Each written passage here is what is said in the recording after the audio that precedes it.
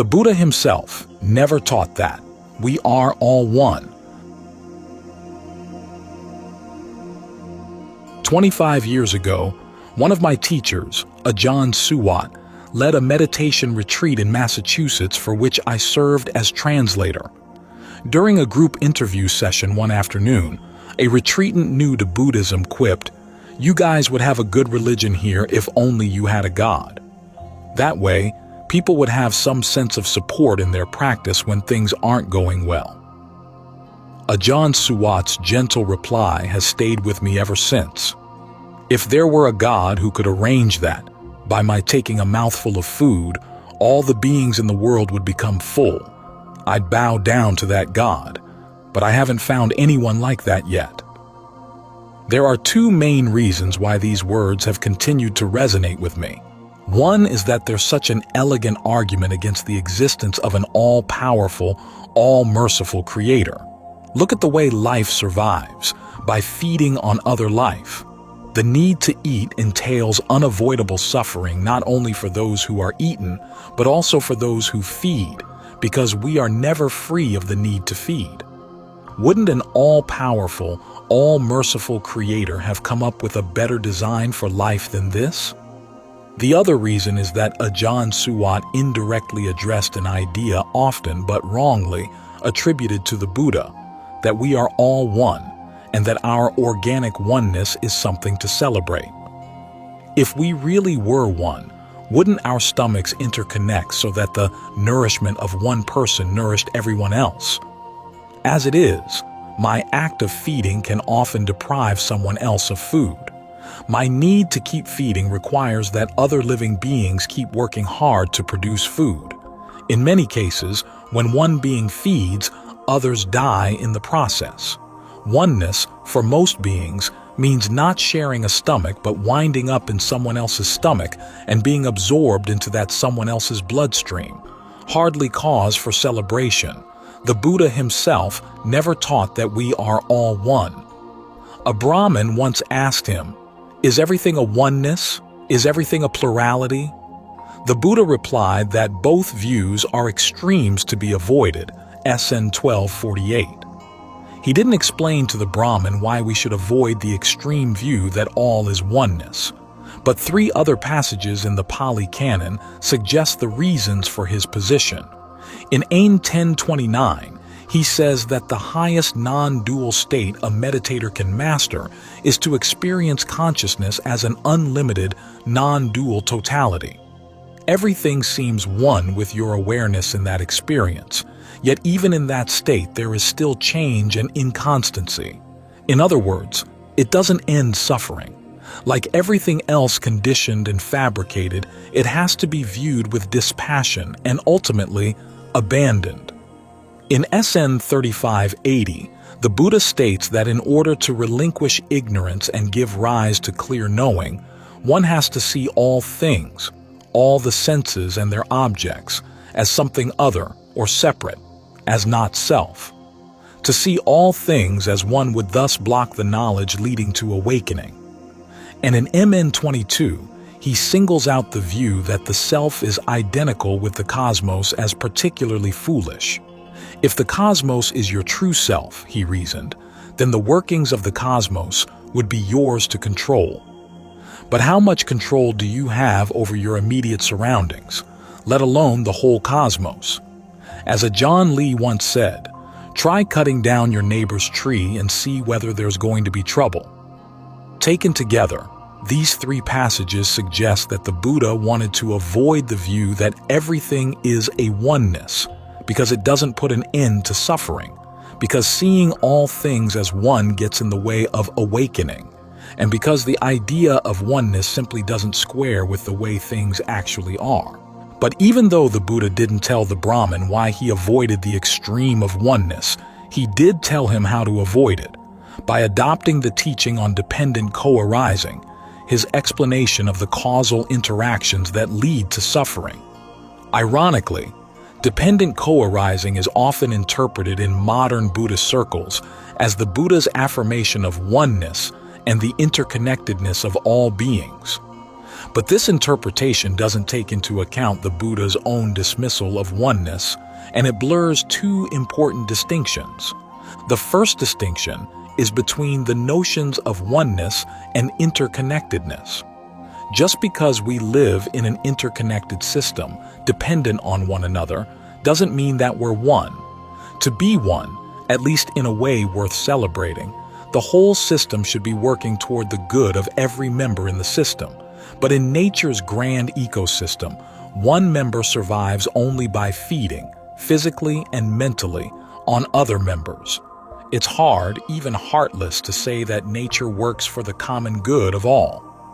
The Buddha pointed to this fact in a short series of questions aimed at introducing Dhamma to newcomers, KHP 4. The questions follow the pattern, what is one? What is two? All the way to what is 10. Most of the answers are unsurprising. 4, for example, is the Four Noble Truths. 8, the Noble Eightfold Path. The surprise lies in the answer to what is one?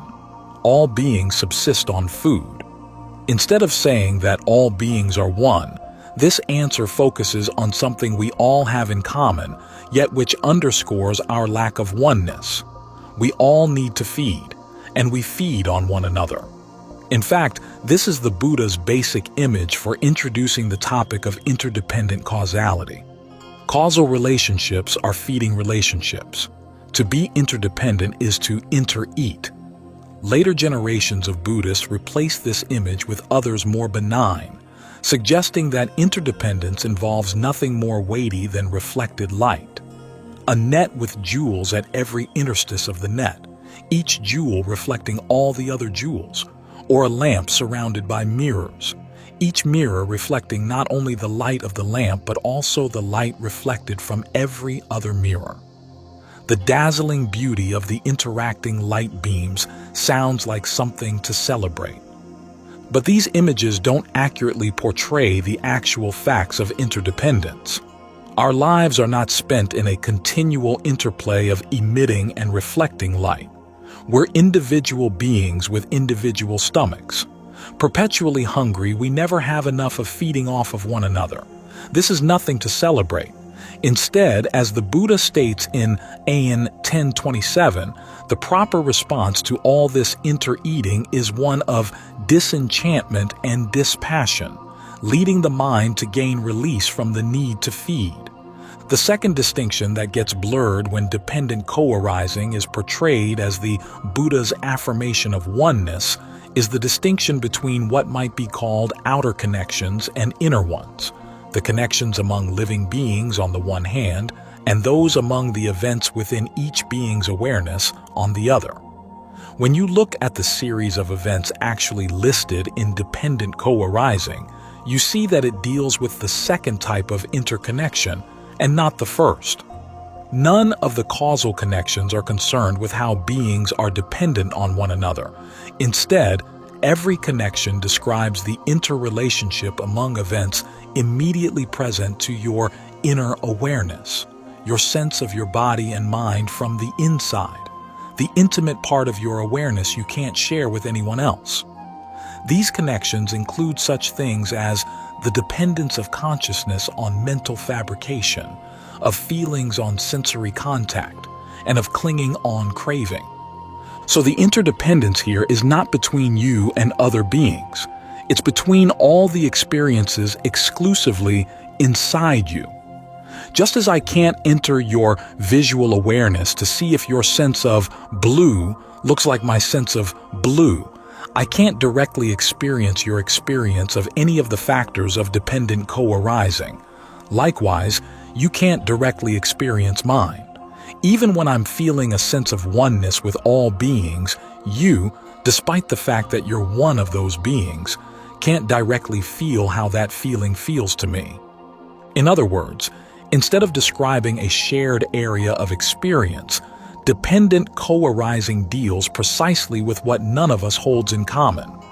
Even when the Buddha describes dependent co-arising as an explanation of the origination of the world, SN 1244, we have to remember that World for him means the world of your experience at the six senses, SN 3582.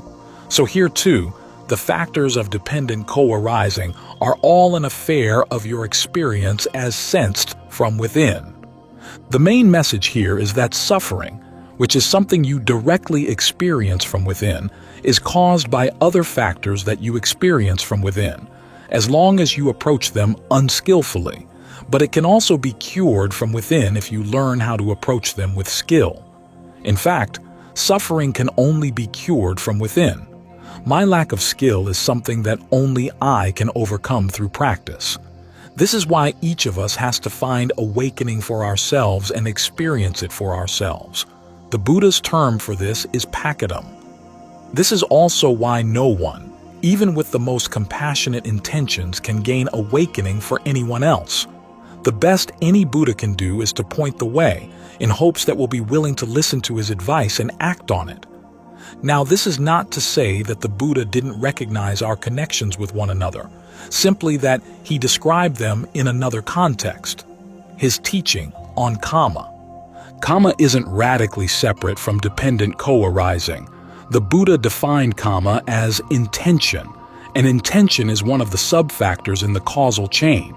But it does have two sides. When you give rise to an intention, no one else can feel how that intention feels to you. That's the inner side of the intention, the side in the context of dependent co-arising.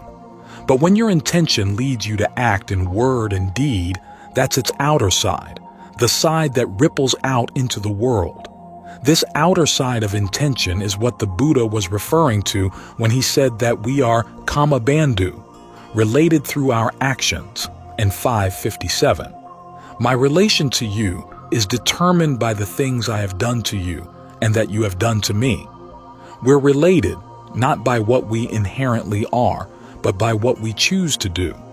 Of course, given the wide range of things that people choose to do to and for one another, from very loving to very cruel, this picture of interconnectedness is not very reassuring. Because we're always hungry, the need to feed can often trump the desire to relate to one another well.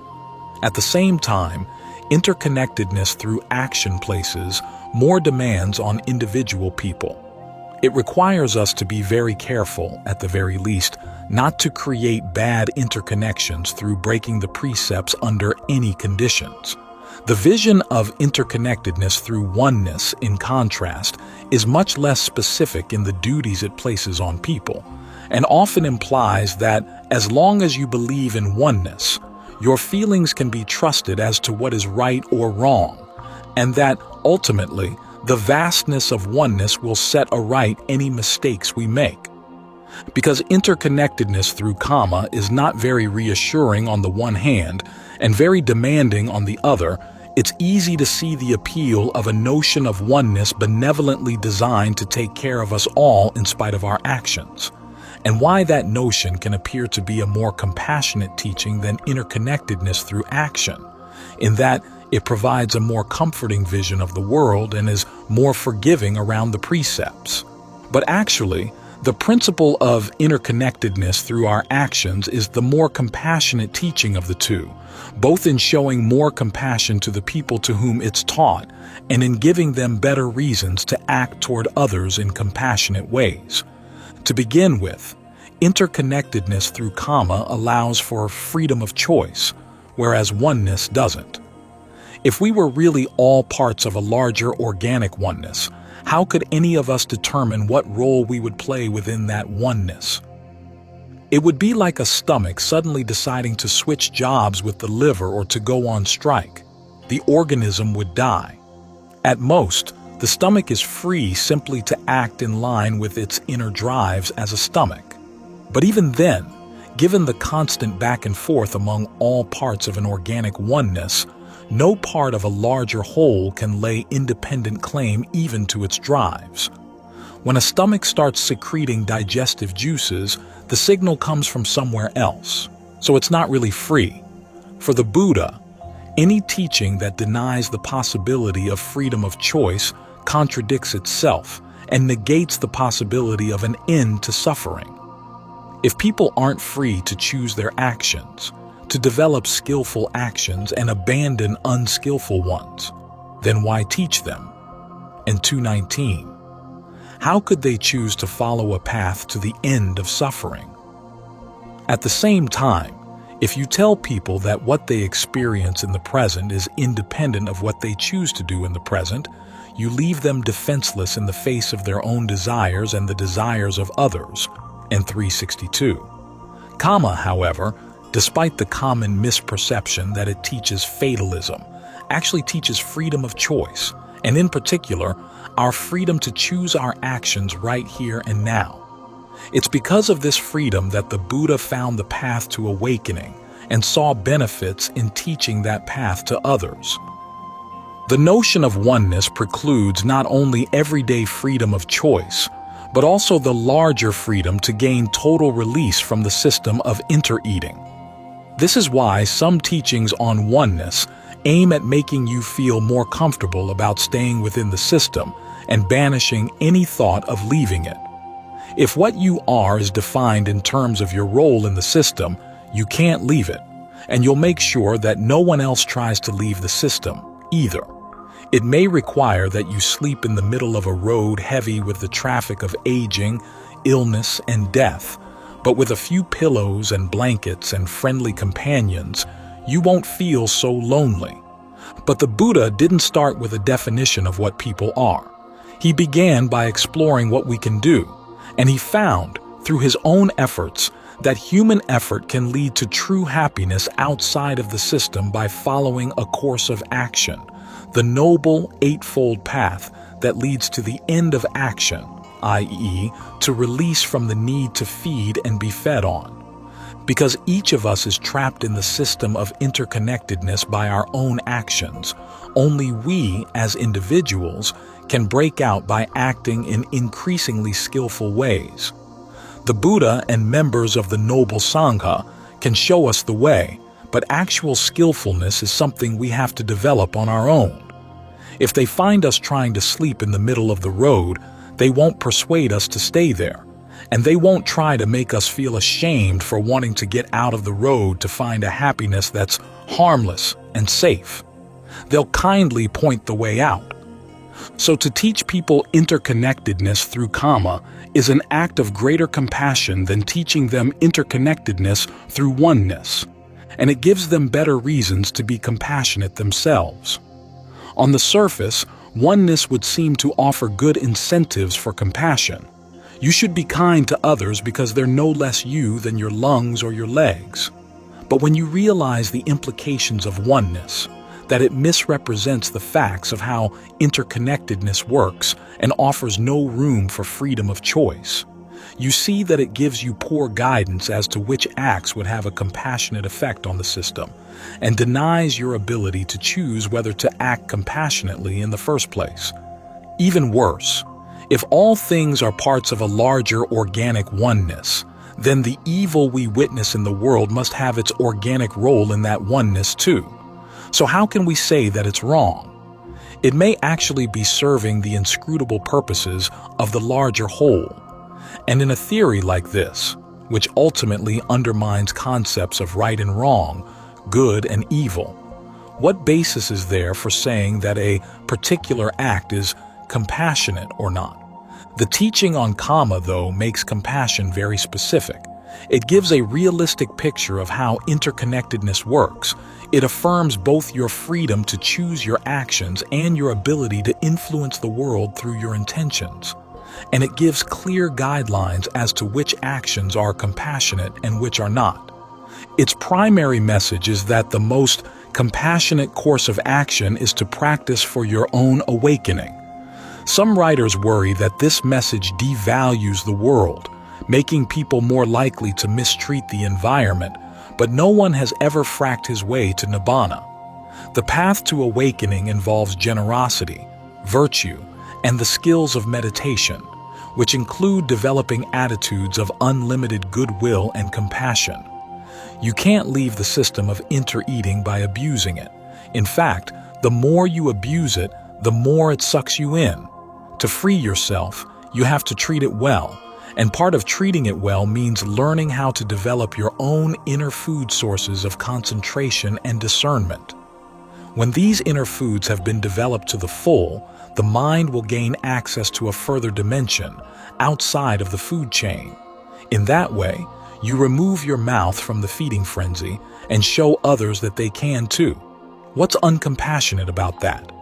Now, for most of us, the path to awakening will involve many lifetimes, which is another reason to treat the world well. If we're in this for the long term, we have to eat with good manners so that we'll be able to eat well for however long it takes.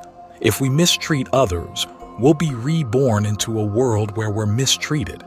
If we're wasteful of the world's resources, we'll be reborn into a wasted world. Because we'll be returning to the world we leave behind, we should leave it in good shape. In the meantime, though, by following the path, we're taking care of business inside, and this too is an act of compassion to others.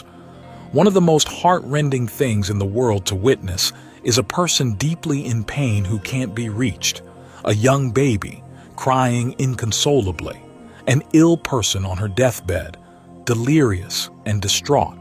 You want to reach into their hearts and take out a share of the pain so as to lessen it, but you can't. Their pain is precisely at the level of their experience defined by dependent co-arising, the area of awareness that they can't share with anyone else, and that no one else can enter to change. This is why seeing their pain hurts us so.